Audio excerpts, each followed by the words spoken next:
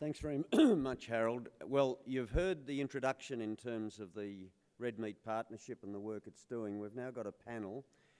I'll invite up initially the two that have already addressed here. So Himawan and Louise, if you could come forward and take your seats. But we've got three other members of the panel, all of them the industry representatives and from the respective sides. First is Ken Warriner. He needs little introduction, but he's been a leader in Australian beef cattle businesses for over 55 years. He created Consolidated Pastoral Company back in 1983, and he's held a variety of industry positions. So Ken, if you could come forward and take your seat. From the Indonesian side, we've got Diki Adewaso. He's the President Director of PT Juang Jaya Abadi Alam, an Indonesian-Australian joint venture company with Consolidated Pastoral Company, which operates live cattle feedlots in Lampung and in North Sumatra. It's got a total capacity of over 30,000 head, and as part of the operation, they do involve themselves in a breeding program which produces cattle that are then distributed to various parts of Indonesia. So Diki, if you could come forward as well. And finally, Sam Wibisono. He's the General Manager of JAPFA, the beef division, and President Director of PT Sentosa Agrindo. JAPFA is a vertically integrated business in breeding, fattening and processing. It's in animal protein production with a focus on poultry, cattle, swine and aquaculture. It's one of the major importers of Australian cattle into Indonesia. So Sam, if you too could come forward. So I'd like the audience to welcome our panel to start with.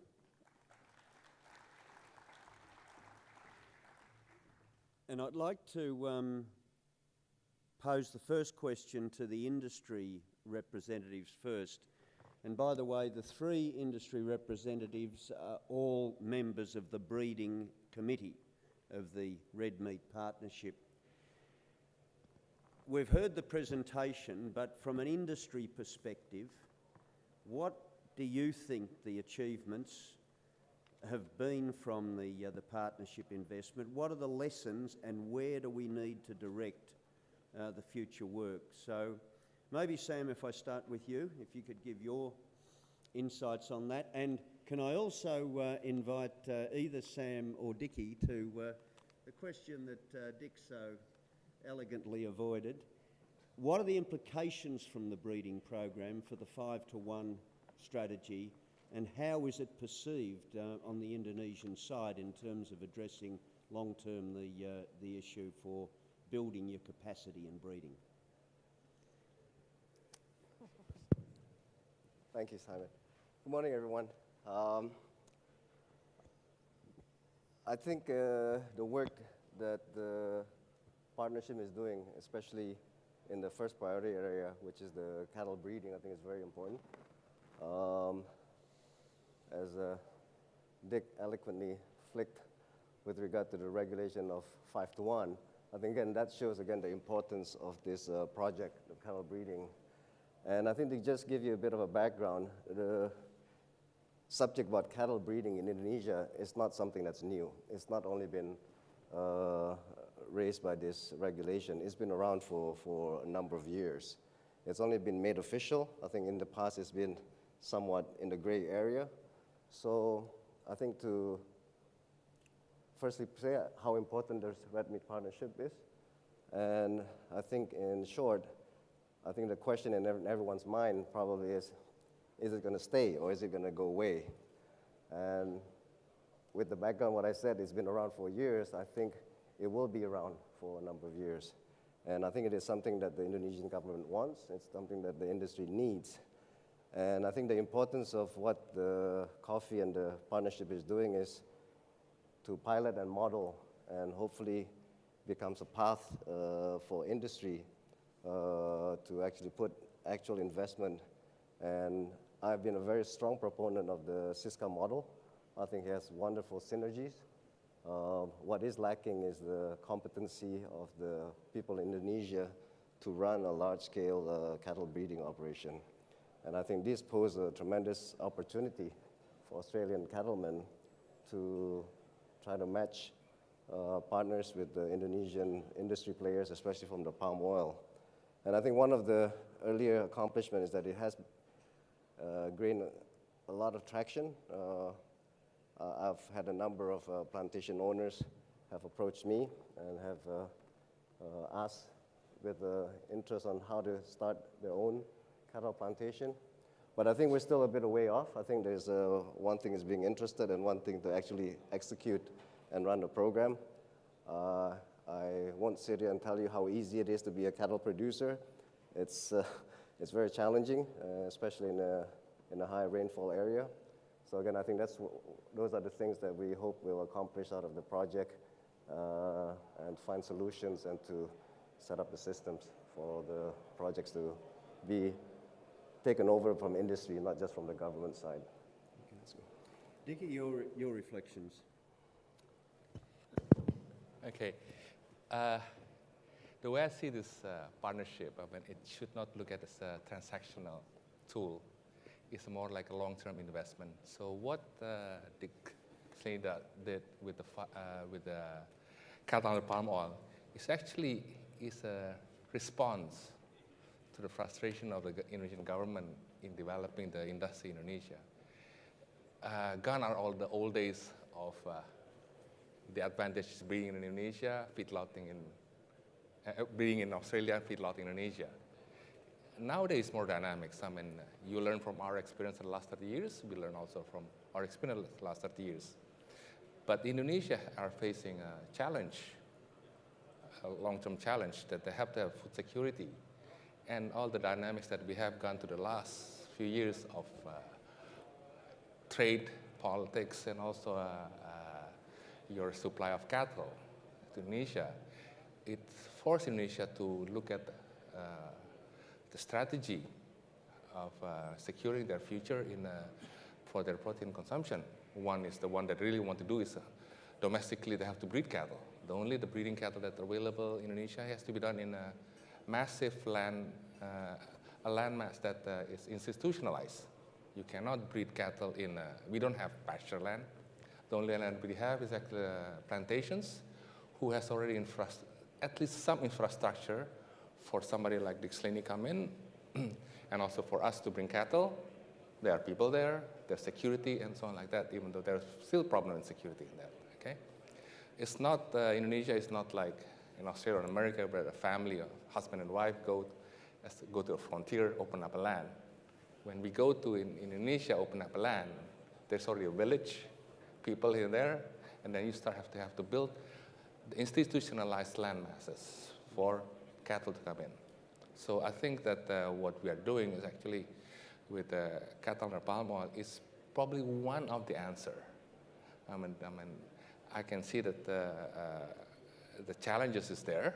Okay, it's not going to be the same as you guys are breeding in Australia. It's going to be different. Even feedlotting in 1992 when we started, we were supposed to mimic the way you feedlotting, also we mimic the American feedlotting. But right now, feedlotting in Indonesia is totally different. It's tropical, and we learn our own way of it. We went through those periods that we are learning. So same thing is going to happen with the breeding cattle. It's not going to be the same. The costs are not going to be the same, but it's going to be there because that's one of the answer that the Indonesian government wants. That's my opinion. Ken? Yeah, on the first part of your question, Himawan, we go back one more Prime Minister. It was Julie Gillard that we did the deal with the $60 million thing over the 10-year period. Then there was Kevin Rudd, then there was Tony Abbott, and now we've got Malcolm in charge. I'm not too sure whether this might work a bit better. Okay, thanks, Simon. Both presidents have said to us very clearly, you must improve our breeding herds if you possibly can, and don't forget about the battlers, the little fellas. We've got to help them along. And we're doing what we can there, but I don't know that we're going to change things for them, because what Dick Slaney is going through still has to be profitable for them to do it in the end. But at least we're doing it in a very professional way, I think, now, and getting that done. I think under the palm trees, both presidents really told us that there's a lot of land out there with palm oils that just could be a way of growing out, breeding herds.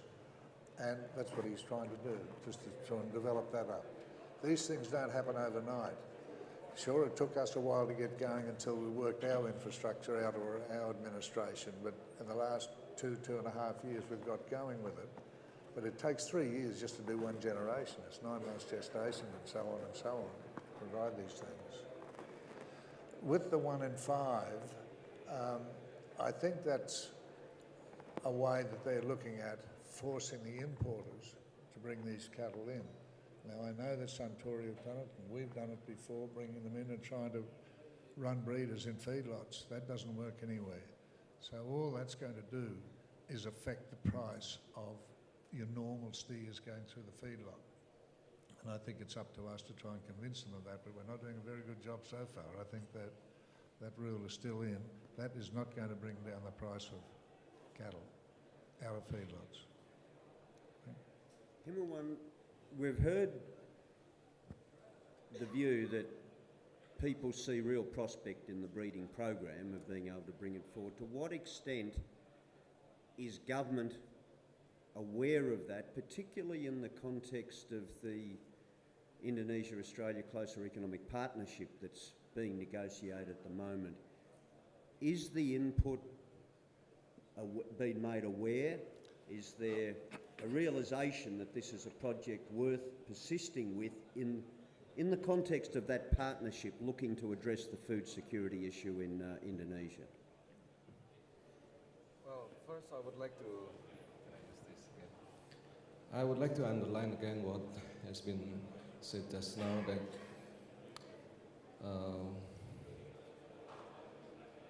we have this oil palm plantation area as much as 9 million hectares available. It is very potential to be used, for cattle production. We know that we are still lacking of production capacity in producing commercial breeders. We know that in order to have this food security in the long term, we have to build this capacity in commercial breeding up to a certain point. And we know that we are lacking of these commercial breeders. And one way to do it is by importing from Australia, right? So in combination, we would like to take advantages of these opportunities. First, land availability. Secondly, our good relationship, in say short-term transactional relationship, trading. Third, we have this opportunity to build this production capacity up to a certain point that can support our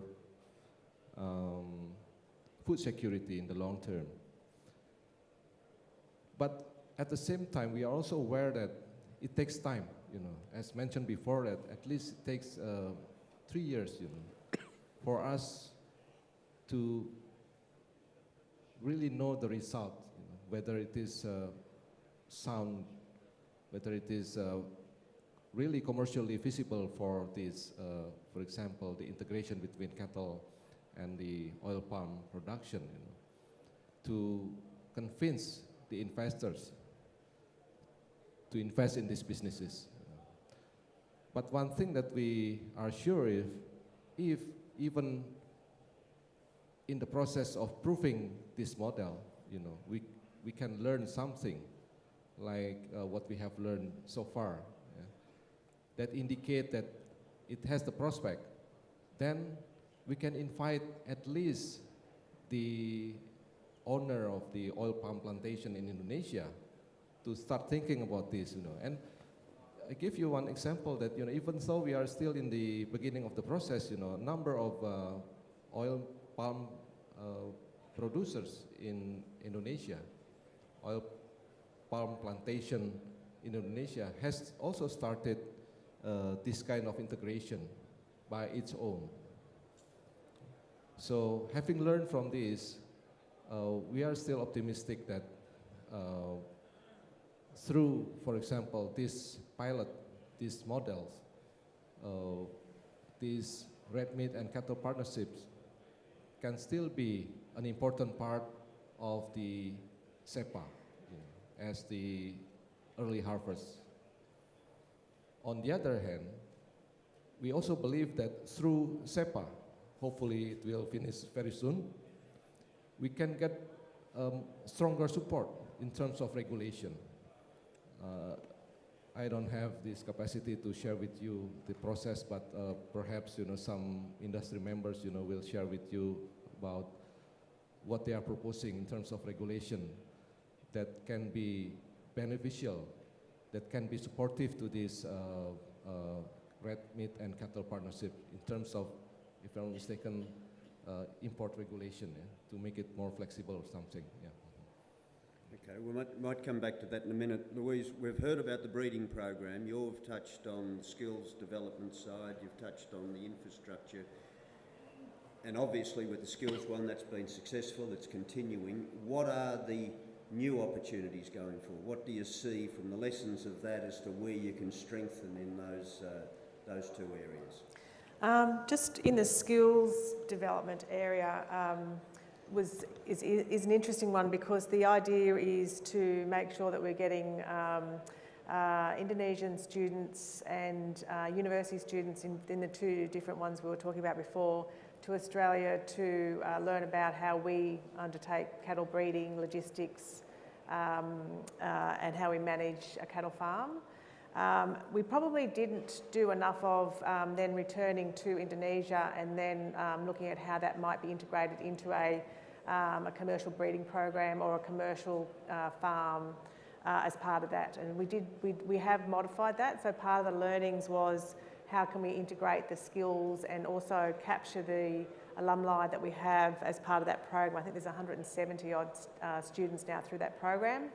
And how do we capture that expertise and make sure they're using those expertise back in Indonesia. So it was one of the key outcomes of modifying that. So the next couple of 2018, we've modified that course to make sure we get that in-country experience once they've been to Australia as well, and making sure our Australian partners can actually also go to Indonesia and make sure that that skill's translated.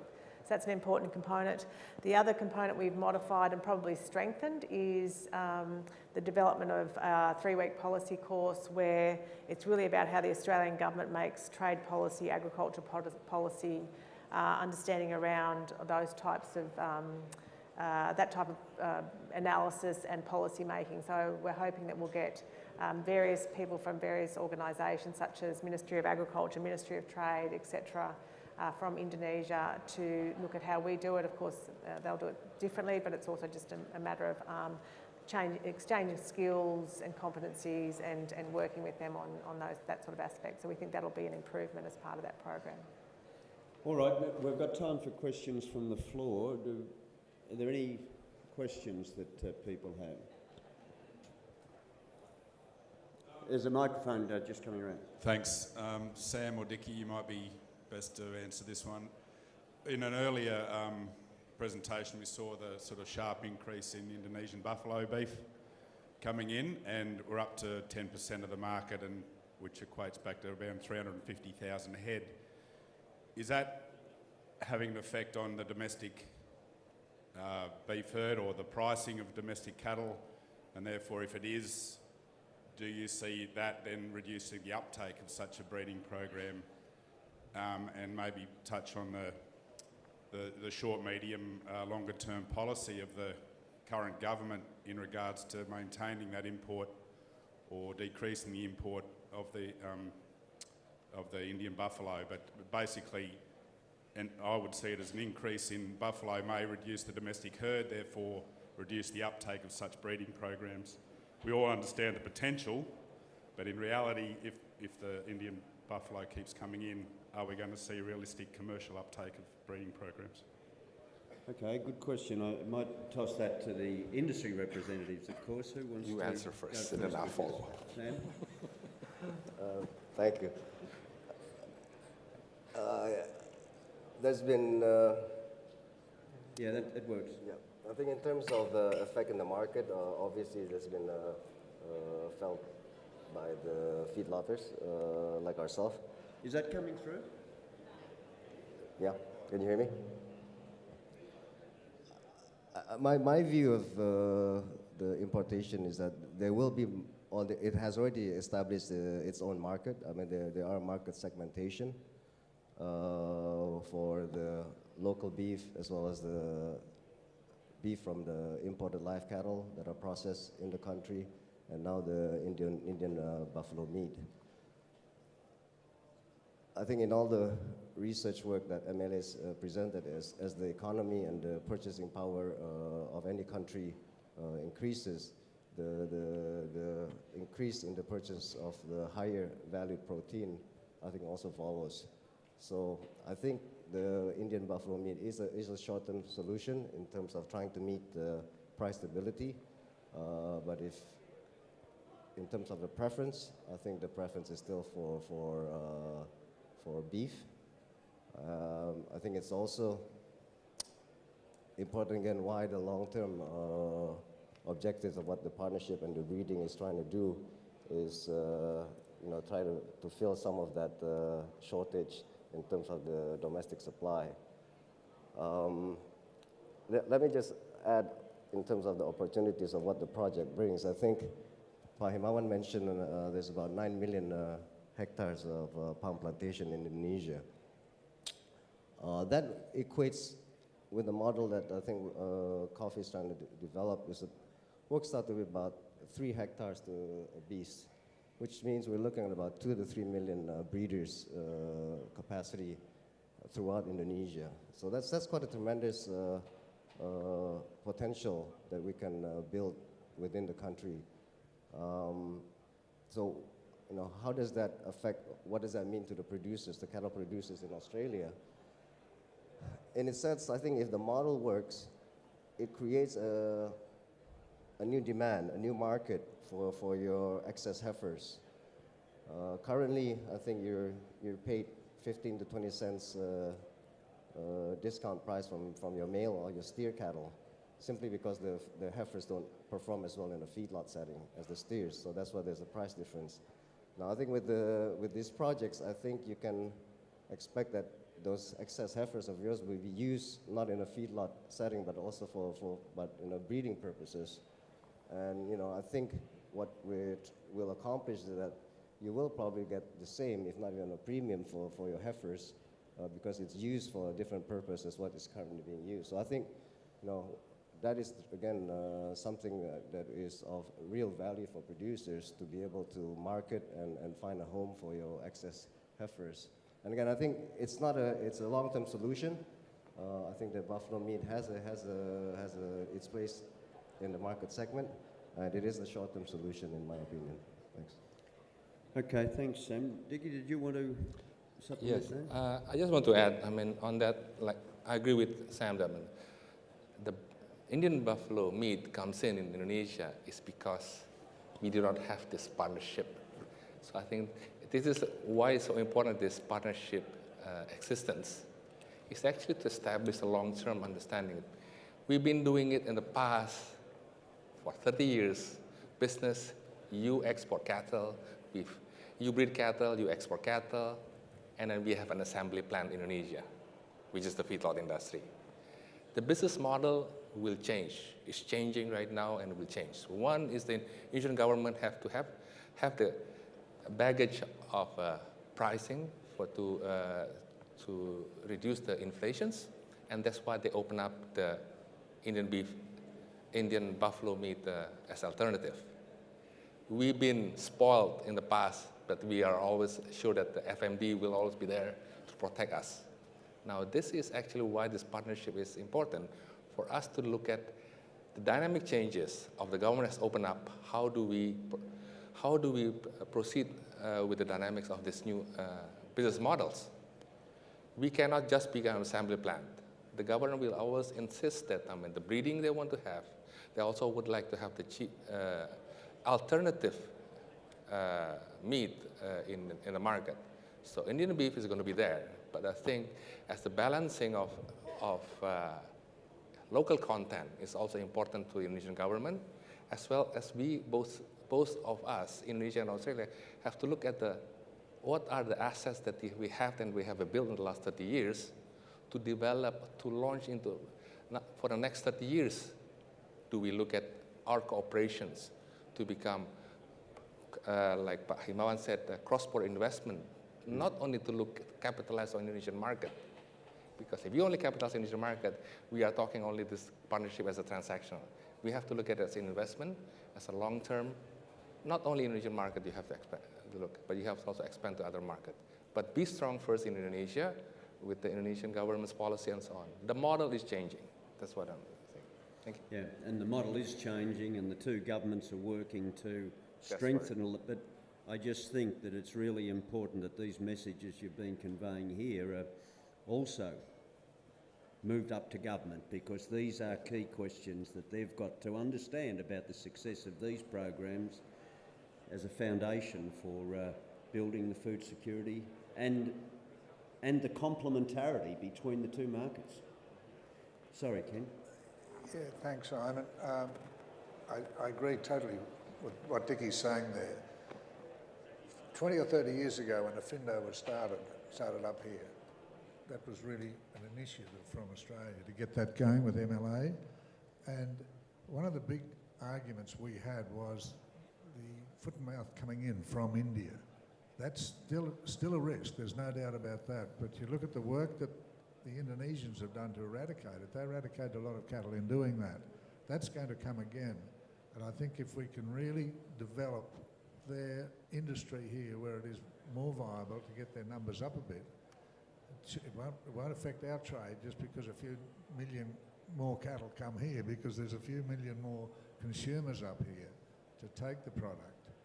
But Indian meat's been coming here as long as I've been up here, but not quite to the volume that it is now that it's been legalised. Thanks. Can I add? All right, I think we're... Sorry, Can I add? Hinwan, please. Yeah, hopefully to make it more comprehensive. If you put the issue in the context of Indonesia's goal to achieve food security, and if you understand our definition of food security that I mentioned before, that is a situation in which the demand for, in this case, red meat and nutrition is met in terms of the quality, safety, consumer affordability, etc., then you will understand easily about the policy. So it is very straightforward that the importation of buffalo meat is to help the consumers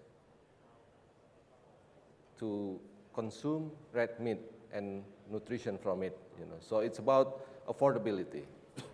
Yeah. Why? Because the price of beef is relatively high. According to the survey, it was done many years ago, that basically, essentially, Indonesian consumers prefer beef over buffalo in general. Only in certain areas, Indonesian people eat buffalo as their daily consumption. It's not because, the low per capita consumption of beef in Indonesia is not because Indonesian people do not like beef. We prefer beef even over fish, which is much more abundant and affordable in Indonesia. So the challenge, and we hope that this partnership can address this challenge, is how to, in the end of the day, increase the per capita consumption of beef by reducing the retail price of beef, by improving the efficiencies along the supply chains of live cattle and beef or meat in Indonesia. That's a challenge, you know.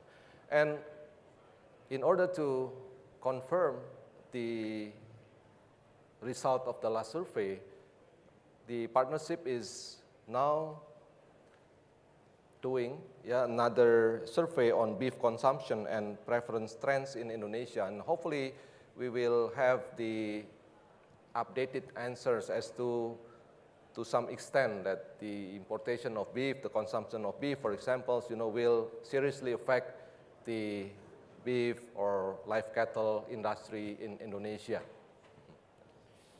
Well, thank you for that. Unfortunately, we're out of time. I'll have to draw the session to a close, but I think this has been an important start to the day. I think there's a much better understanding, I hope, of what the Red Meat Partnership is about. There's enthusiasm by the participants in it as to what it can do, but there's the tempering of the fact that a lot of these things are going to take time to realise, but at least we're starting to see some important pointers come from it. And so we thank you for your commitment to the partnership. We thank you for your continuation of developing the relationship around this key industry that benefits of both countries, and in particular for your time here this morning. Thank you very much. You're welcome.